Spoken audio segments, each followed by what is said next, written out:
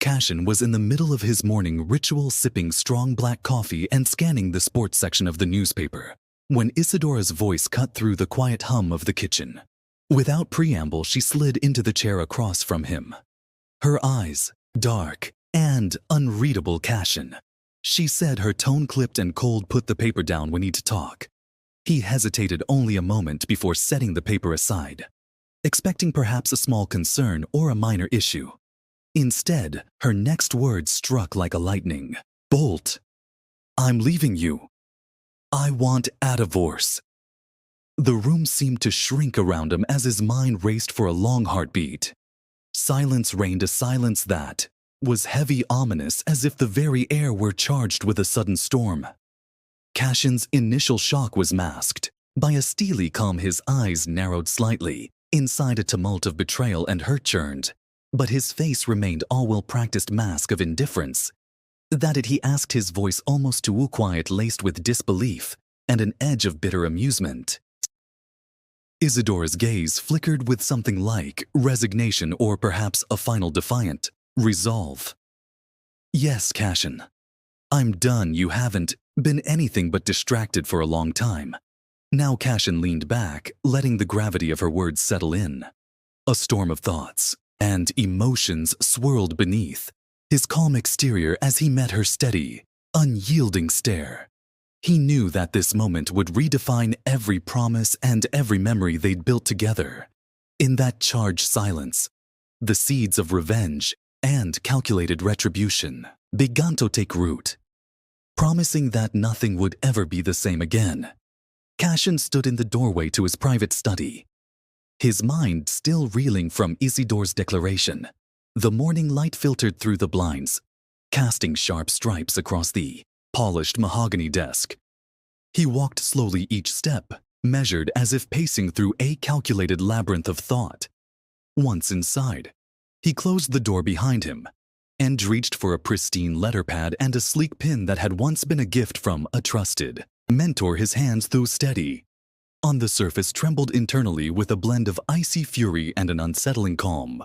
The page before him seemed to beckon, a canvas on which he would inscribe the first stroke of his calculated retaliation with deliberate precision. Cashin wrote, Dear Lysander Wolf, thank you indeed. And thank God that Isadora is finally out of my life. He paused, his eyes narrowing. Ashe considered the absurdity of fate, recalling the lottery ticket he had bought the previous night. A small, almost forgotten token of hope. He reached into his wallet and retrieved it gently. He slid the ticket underneath his final line. Perhaps if fortune smiles upon you, the winnings might just be enough to satisfy the insatiable hunger of a woman who has betrayed trust beyond repair. Good luck, Cashin. His voice was a low murmur as he read the words aloud, each syllable punctuating his determination to regain control. There was a dark humor woven into the note, a bitter irony that only fueled his resolve. As he sealed the envelope, he muttered to himself, This is for every lost promise and every wasted moment. The envelope, now a vessel of both disdain and grim hope, was addressed to Lysander Wolf. Cashin's eyes glinted as he handed it to Isadora with a chilling finality. Isadora, he said, his tone clipped and icy. Make sure this gets to him. I don't trust you not to meddle with my plans. Isadora's face contorted briefly with shock and defiance. You think I'm that gullible? She retorted, clutching the envelope tightly. But Cashin was already reclaiming his control over the situation, his voice resonating with a cold finality. Pack your things, Isadora. He continued, his words echoing in the quiet kitchen where moments ago the truth had shattered their morning. You're leaving, and I won't allow your betrayal to cost me any more than it already has.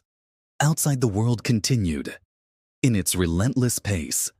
But inside Cashin's meticulously arranged sanctuary, every detail from the crisp paper to the glint of the lottery ticket spoke of a man who had turned his heartbreak into a meticulously plotted strategy for retribution. After sealing the envelope, Cashin sank into the leather chair at his desk, the click of the door marking the end of one phase and the beginning of another. The Weight of his decision pressed against him like a shroud. Yet there was a steely determination in his eyes. With a measured exhale, he picked up his cell phone and dialed the number of Quentin Drake, a trusted friend from his childhood, and now a renowned family law attorney. "Quentin, it's Cashin," he said in a low, deliberate tone as the phone rang. "I need you to help me set this in motion. Isadora's actions today have left me no choice. I'm filing for divorce and I want a restraining order. She must stay away." On the other end, Quentin's voice was calm but laced with concern. "Cashin, I'm sorry you're going through this. I know how painful it must be. But if she's determined to stir up chaos, you must act decisively. I'll be in my office first thing tomorrow morning. We'll go over the details and draft the necessary paperwork." Cashin's voice was firm, almost chilling. "I appreciate it. Quentin, I'm ready to do whatever it takes.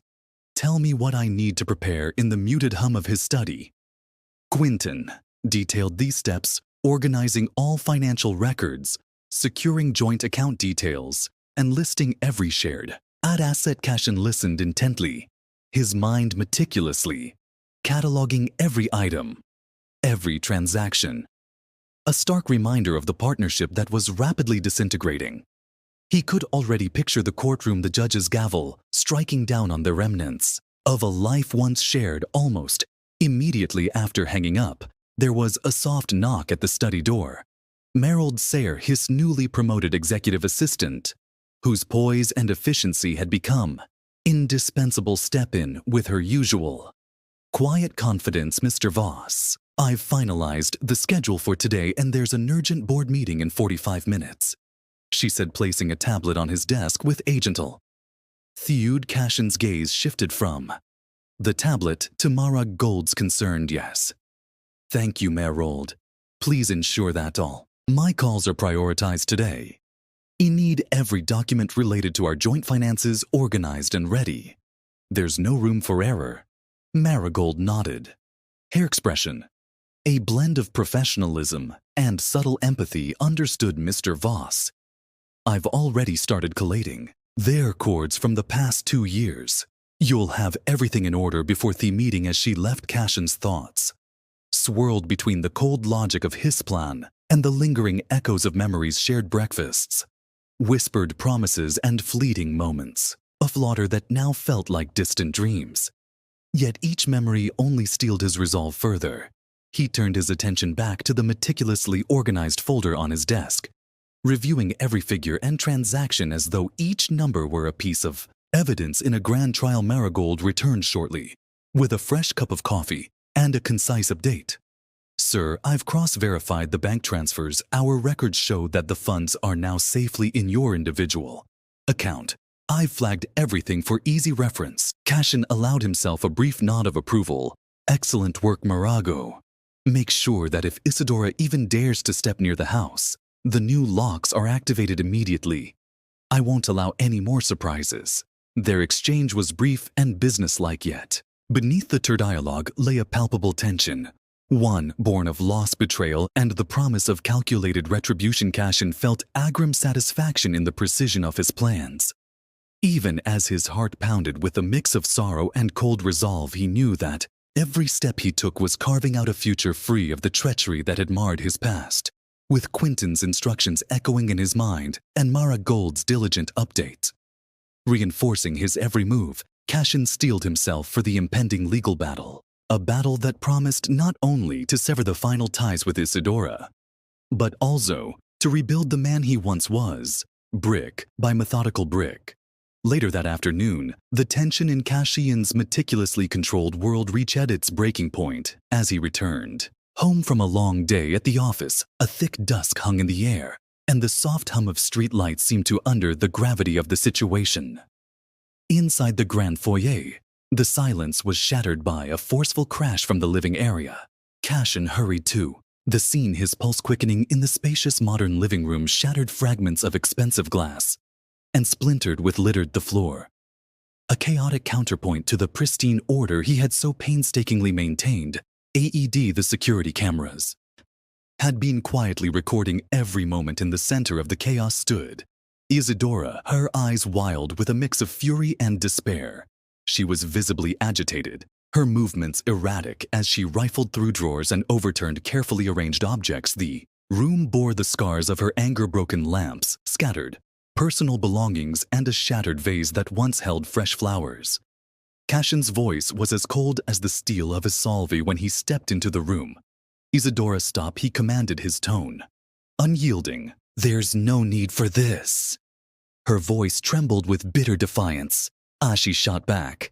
I won't let you erase my memory. I'm taking back what's mine. Her words were punctuated by the sound of another vase crashing to the floor. For a moment the two locked eyes, hers burning with a tempest of emotions, his a blend of controlled disdain and grim determination. Cashin's mind raced, processing each detail, the way her trembling hands betrayed her inner turmoil, the scattered remnants of a life they had once built together, now reduced to chaos. I'm not interested in your possessions, Cashin said, his voice a measured monotone that cut through the den of destruction. What I want is control over this situation and my future, and you're not part of that equation anymore. Isadora's face contorted a mix of shock and wounded pride. You think you can just lock me out, that a few new locks and legal papers can undo everything? She spat bitterly, her voice cracking as she fought back tears of rage. Cashin's eyes hardened. I'm doing exactly what's necessary. I've already arranged for the new locks to be installed. I won't risk any more surprises. He paused, his voice softening into a dangerous calm. Every action you take now only strengthens my case in the background. The quiet hum of the security system was a constant reminder that every impulsive moment was being recorded, a digital testament to her unraveling composure. As Cashin spoke, he reached for his phone and dialed Quentin's number, his fingers steady as he recounted the latest developments. He knew that the evidence from the cameras would be crucial in court, painting a clear picture of the breach of the restraining order later. When the police arrived, they took detailed statements and captured photographs of the vandalized interiors. Cashin stood aside, his expression inscrutable, absorbing every detail of the unfolding legal drama with a mix of satisfaction and melancholy. Every broken piece, every discarded item was proof, not just of Isadora's rage, but also of her spiraling descent. A descent that in his eyes justified every measure he had taken. As the officers led Isadora away for questioning, she cast one last defiant glance over her shoulder. You've lost, she hissed, her voice echoing through the now empty room. Cashin simply replied, I'm merely reclaiming what was always mine. The cool finality in his tone left no room for argument. In that charged moment, the collision of raw emotion and cold calculation reached its zenith. The chaos of Isadora's outburst, immortalized on film, would soon serve as the cornerstone of Cashin's legal strategy, a strategy designed to not only sever their shared past, but to pave the way for his meticulously controlled future. In the days that followed the chaos, the legal and emotional storm reached its climax. Cashin's calculated strategy had taken shape as Isadora's unruly outburst became irrefutable evidence in court. The judge, having reviewed the security footage and the detailed police report, issued a permanent restraining order against her and mandated restitution for every piece of property she'd so violently destroyed at a sterile courthouse in downtown Chicago. Cashin sat across from Isadora. During a brief hearing, the atmosphere was thick with tension as the judge laid out the terms. Isadora was to compensate for the damages, cover the cost of dry cleaning Cashin's ruined belongings, and remain a shadow in his carefully reconstructed life until the divorce was finalized. Cashin's eyes, though cold, betrayed a spark of grim satisfaction. Ash listened after the hearing. Quentin approached him in the courthouse.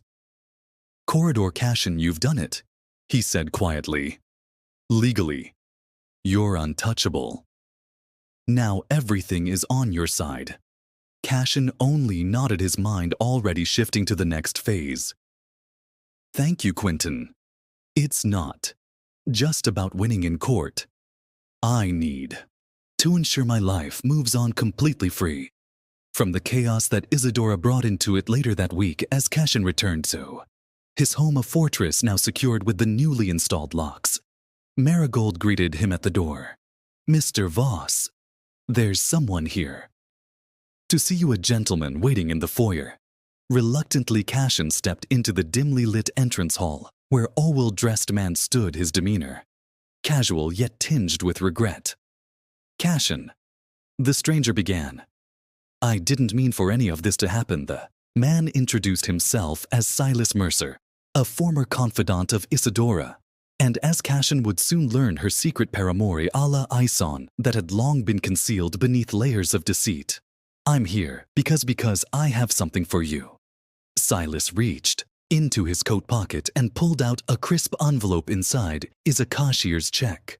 "Consider it your share of the winnings, your half of the fortune." You never had to split. Cashin's brow arched as he took the envelope, his pulse quickening. "What do you mean? Half of the winnings?" he asked, his voice low and cautious. Silas explained. "Isadora arrangements with me ended in a bitter fallout. Amid the chaos, I held on to a lottery ticket she had once prized, a ticket that turned out to be a jackpot. I kept it all this time, and now I think it's only fair you get a portion of that. After all, you bear the cost of her betrayals." A surge of conflicting emotions coursed through Cashin, disbelief, amusement, and a hardened vindication as he opened the envelope and saw the check. A substantial sum that validated his painstaking maneuvers. He couldn't help but let a slow, bitter smile creep across his face. "You've done well," Silas, Cashin said, his tone measured. "It seems even the universe has a way of paying me back." Silas's eyes softened with an apologetic glimmer. "I never intended for you to be collateral damage in this twisted affair.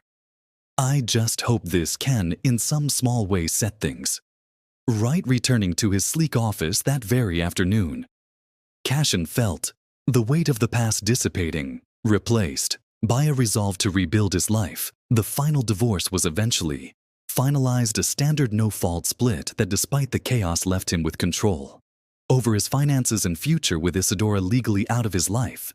Here, financed his home, ensuring that every asset was safeguarded under his name. Alone, Marigold's steady presence continued to be a comforting reminder that amidst the bitter fallout, there was a new beginning on the horizon. Their occasional conversations were laced with a subtle promise of something more than mere professional collaboration. The future, while scarred by betrayal, now shimmered with the promise of renewal and possibility. And so, as Cashin sat back in his study one crisp evening, the check from Silas resting beside his meticulously organized documents, he allowed himself a rare moment of reflection. He had weathered the storm with icy precision, transforming heartbreak into a weapon, and in doing so claimed not just his wealth, but the very essence of who he was. The scars of betrayal would remain, but they were now mere markers of a past that had taught him the true value of control, vengeance, and ultimately freedom. After securing his front door and glancing back at the utterly vanquished betrayers, Cashin allowed himself a small, knowing smile. "Enjoy your weekend in Los Angeles," he murmured, his voice dripping with finality. "It's supposed to be stunning, no matter what." And with that, we've reached the end of today's tale. Did you see that coming? Or did the twist catch you off guard? I'd love to hear your thoughts. Drop a comment below and join the conversation. If this story kept you on the edge of your seat, be sure to hit that like button. And if you're new here or haven't subscribed yet, now's the perfect time to join our community. I bring you fresh, captivating stories every day. So click that subscribe button and turn on notifications. You won't want to miss what's coming next. Thanks for watching, and I'll see you in the next one.